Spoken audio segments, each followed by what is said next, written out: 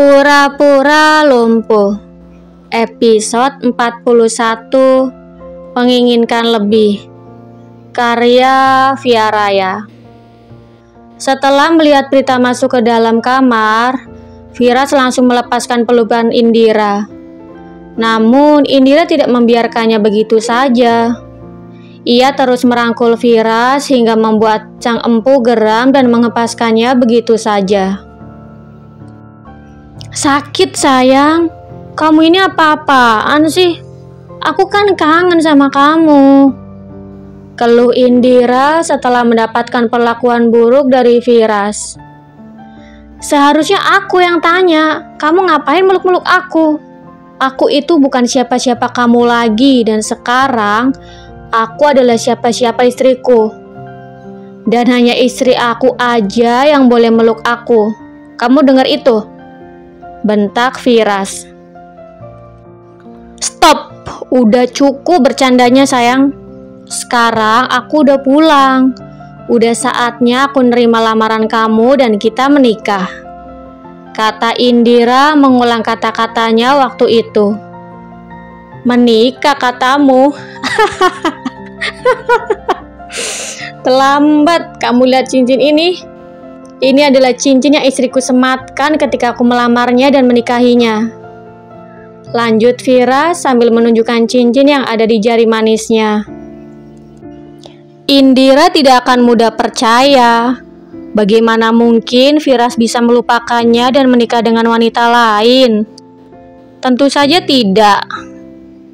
"Kamu pikir aku akan percaya begitu aja?"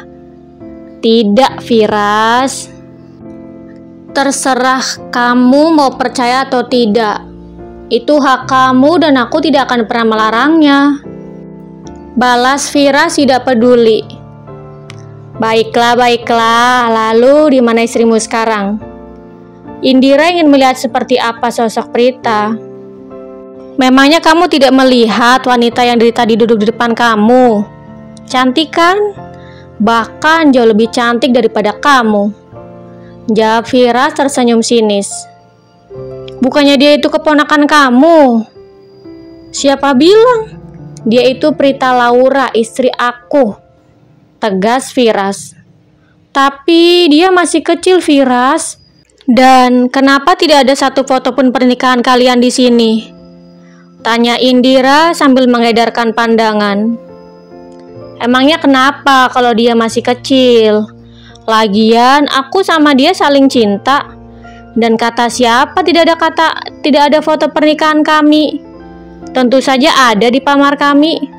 Kamu tahu, bahkan foto pernikahan kami jauh lebih besar daripada poster kamu yang terpampang di jalanan." Firas berusaha menunjukkan bahwa tidak ada lagi nama Indira di hatinya. Pantes tadi dia cuma diem aja pas aku sibuk membahas masalah Firas. Ternyata dia istrinya. Sial. Kalau aja aku tahu dari awal, pasti udah aku acak-acak dia, aku bejek-bejek. Batin Indira mengingat ketika ia dan Anggi sibuk berdebat. Wanita itu berbalik dan langsung berjalan menaiki anak tangga. Ia ingin menghampiri Prita dan mencakar habis wajahnya. Tapi sebelum itu, Firas sudah menarik tangannya dan menyeretnya keluar. "Kamu mau kemana, ha? Lebih baik kamu keluar dari sini sekarang juga atau kamu mau aku seret," ancam Firas. Indira tidak menghiraukan peringatan Firas. Ia berontak mencoba melepaskan diri dari cekalan tangan Firas. Lepasin aku enggak?"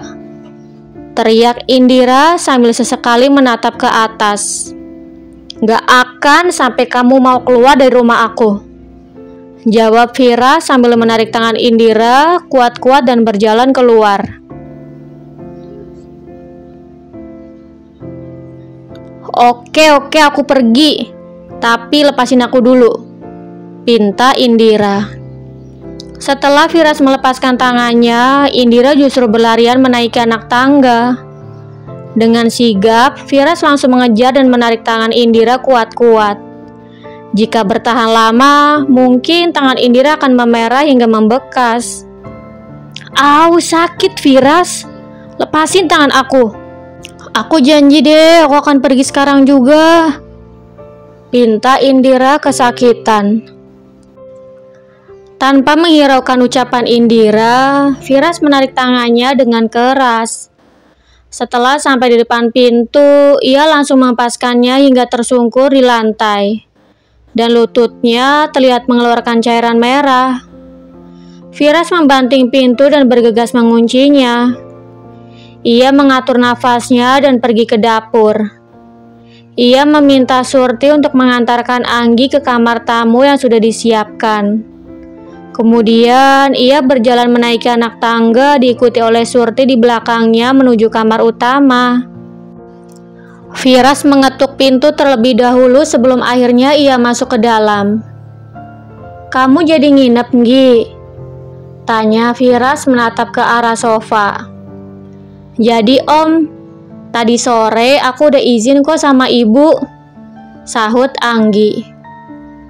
"Silakan Non, biar saya antar ke kamar," kata Surti. "Gak perlu, Anggi biar tidur di sini aja. Kamu antar aja tuh orang yang ada di depan kamu ke kamarnya," sela Prita ketus. Ia benar-benar kesal melihat sikap Firas yang sama sekali tidak peduli padanya. "Tak," panggil Anggi sambil menyentuh tangan Prita. "Diem lo, Nggi. Ini urusan gue sama Om Firas dan lo gak usah ikut campur," kata Prita dingin. Anggi mengerti alasan kenapa Prita menjadi seperti ini. Ia hanya diam menuruti kata-kata sahabatnya itu. Wajah Firas berubah masam setelah mendengar penuturan istri kecilnya. Pria itu mencoba membujuk istrinya dengan sebuah ponsel baru. Namun karena responnya tidak sesuai dengan apa yang ia ingin dengar, ia berbalik arah dan berjalan keluar menuju kamar bawah. "Tak, ini popo barunya gimana?" tanya Firas mengangkat paper bag berisi ponsel baru. "Aku gak butuh. Dan ingat, gak ada yang bisa gantiin popo di hati aku," balas Prita ketus.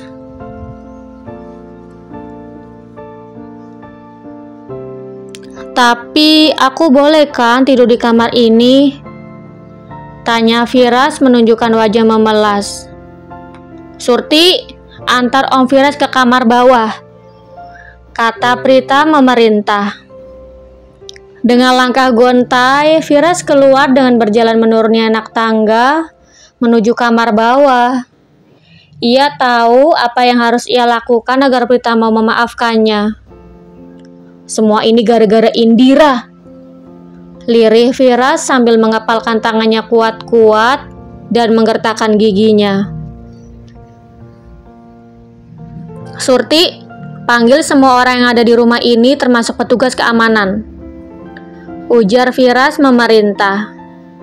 Jantung Surti berdetak tidak beraturan. Ia tahu apa yang akan terjadi setelah semua orang berkumpul. "Baik, Tuan," jawab Surti menundukkan kepalanya dan berjalan mulai memanggil satu persatu penghuni rumah itu. Tidak berselang lama, semua asisten rumah tangga dan petugas keamanan sudah berbaris di depan Firas. Jantung mereka berdegup sangat kencang diiringi tubuh mereka yang bergemetar ketakutan. "Sekarang jelaskan semuanya padaku. Kenapa wanita itu bisa sampai masuk ke dalam?" tanya Firas menekankan setiap kata-katanya. Anu Tuan, tadi ada bel. Terus pas saya buka, Non Indira sudah ada di depan pintu," jawab Bisumbi ketakutan. "Jangan sebut nama wanita itu di sini," bentak Firas membuat semua orang semakin ketakutan. Maaf Tuan," lirih Bisumbi. "Jadi, kenapa bisa wanita itu sampai bisa di depan pintu?" tanya Firas menatap satu persatu orang yang kini ada di hadapannya. Maaf Tuan, ini salah saya karena saya membukakan gerbang mengizinkannya masuk, jawab Irfan. Petugas keamanan menunduk ketakutan. Ini peringatan terakhir buat kalian semua. Kalau sampai wanita itu menginjakkan kakinya lagi di rumah ini, maka kalian semua harus angkat kaki dari rumah ini, kata Firas mengingatkan dengan sangat tegas. Setidaknya mereka tidak akan mengulangi kesalahannya lagi. Kali ini Firas tidak hanya memberi peringatan, ia juga sedikit mengancam agar tidak ada satupun dari mereka yang berani membantah perintahnya. Setelah mengatakan hal itu, ia bangkit berdiri, melangkahkan kakinya menuju kamar. Firas merebahkan tubuhnya di atas tempat tidur, menjadikan kedua lengannya sebagai bantal, menatap langit-langit kamar sambil memikirkan sesuatu. Memikirkan bagaimana caranya membujuk istri kecilnya agar mau memaafkannya. Setidaknya ia harus menemukan cara agar ia bisa kembali tidur di kamar bersama sang istri. Ia tidak bisa memejamkan matanya jika jauh dari Prita, karena sekarang Prita sudah seperti lagu pengantar tidur yang mampu membuatnya terlelap. Aha, aku punya ide, teriak Firas menemukan sebuah ide. Lebih baik aku kirim pesan aja sama Anggi, kata Firas sambil mengusap layar ponselnya dan mulai mengetik pesan. Kalau Prita udah tidur, kasih tahu aku ya Anggi. Abis itu aku bakal langsung naik ke atas. Oke siap Om. 1 jam, 2 jam, 3 jam, bahkan sampai pukul 1 malam pun Anggi belum juga mengabarinya. Entah apa yang sedang Prita dan Anggi lakukan sampai selarut ini. Bukannya semakin mengantuk, justru mata Firas semakin terlihat segar. Ia penasaran dengan dua gadis yang berada di kamarnya. Sebenarnya mereka berdua ngapain sih di kamar? Masa sampai jam segini belum tidur juga? Keluh Firas penasaran. Tidak lama kemudian, Anggi mengirim sebuah pesan. Prita OTW ke alam mimpi Om. Oke siap. Yes. Aku datang Prita sayang.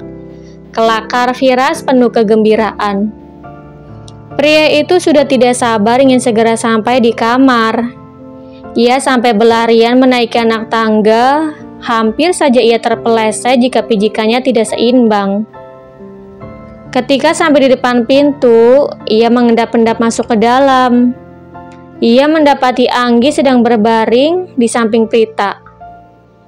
Perlahan, Anggi membuka selimut dan mulai turun dari tempat tidur. Ia mengendap-endap agar tidak ketahuan oleh sahabatnya. Om, aku keluar dulu ya, bisik Anggi. Firas mengedipkan matanya sebagai jawaban. Kemudian ia mulai membaringkan tubuhnya di samping Prita menggantikan Anggi. Sedangkan Anggi, ia bergegas keluar dan menghembuskan nafas lega. Gila, gue udah kayak maling aja yang takut ketahuan warga, ucap Anggi sambil menyentuh dadanya yang berdegup kencang. Sementara di kamar, Firas memiringkan tubuhnya menatap Prita. Karena takut Prita akan terbangun, ia hanya mengecup keningnya singkat. Namun sayangnya, kecupan singkat itu membuatnya menginginkan lebih. Kini, tatapan matanya berpindah pada bibir imut Prita yang terasa memabukkan baginya. Dan ya, ia kembali mengecupnya dengan singkat. Namun lama-kelamaan, kecupan singkat itu kian mendalam. Karena berpikir itu hanya mimpi, Prita membalasnya lebih menggebu. Bersambung. Jangan lupa untuk like, komen, share, subscribe, dan tekan tombol lonceng untuk mendapatkan notifikasi episode selanjutnya. Terima kasih.